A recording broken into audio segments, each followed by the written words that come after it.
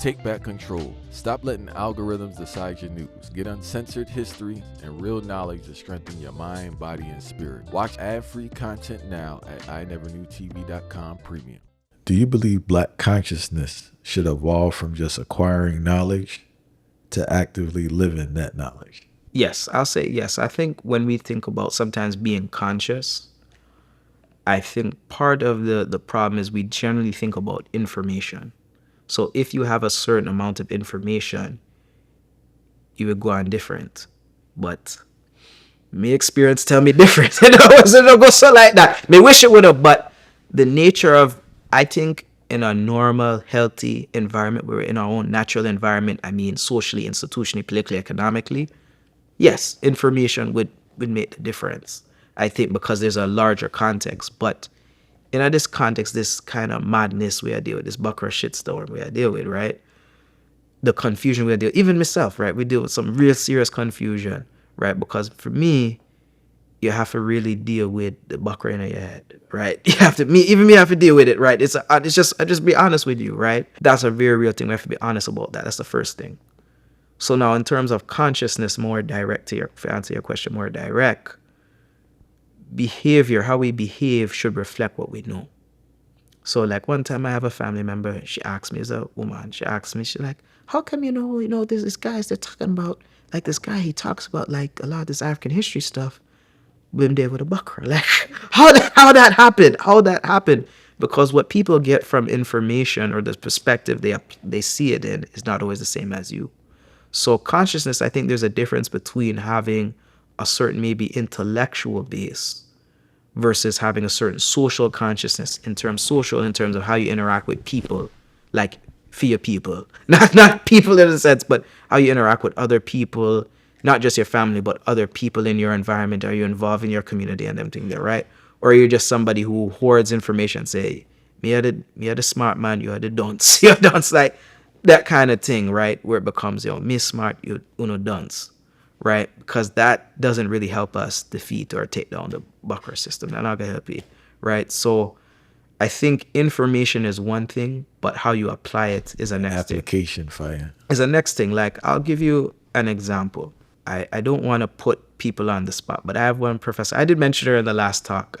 Mambo, and Mambo is a title in Voodoo. So Mambo Ama Mazama.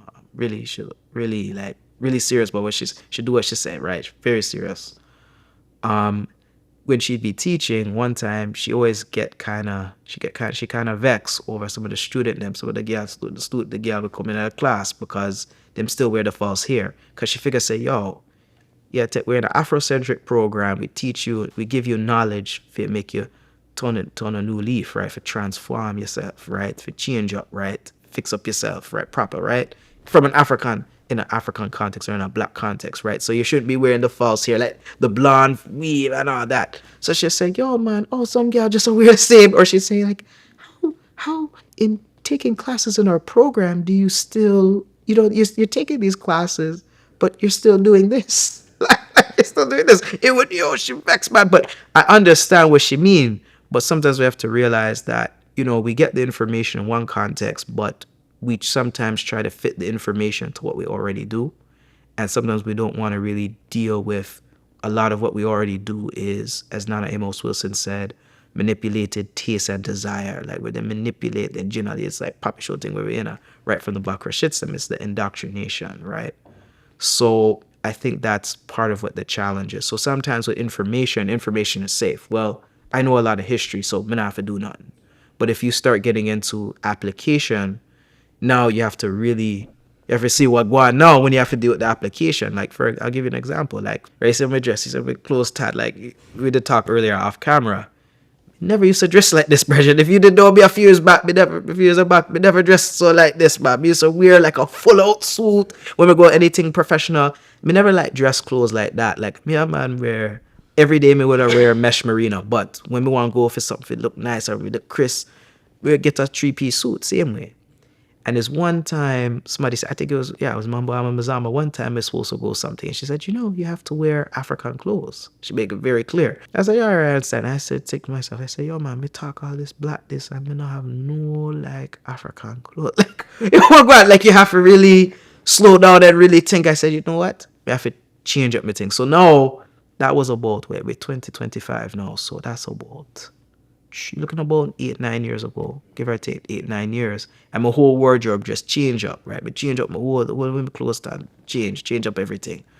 But it's not just about the look, it's about what you put value in, because the clothing is a reflection of we aesthetic. It reflects we aesthetic. It show how we style. It show we style it. Big up we style when you wear the clothes. But also economically, you're fun. You buy you people make money who are black. Like the people who make the clothes. Come in to buy clothes from they're not African clothes. They're Chinese knockoff clothes, right? That's what they're not really African clothes. So I buy actual clothes from black people who make the clothes, and it also shows our aesthetic. So there's a multifaceted function, right? When you wear your own clothes. Could you imagine if, they always talk about if women, stop wear the false hair, the billion and trillion dollar, all that would change. That's true. But also I would second that. I would add also along with that, we have to talk about clothes. Imagine if we go wedding now and we can get into the specific and the rituals, my issues with that, but just on a basic level, even if you just change the clothes you wear for wedding and you just stay strictly African clothes, no much business, Bridget. That's a serious wedding, a serious business, right? Or wedding clothes or graduation, any formal event, you just say, look, just change the clothes you wear. That's economically huge, but it's not only economics. There's a social aspect.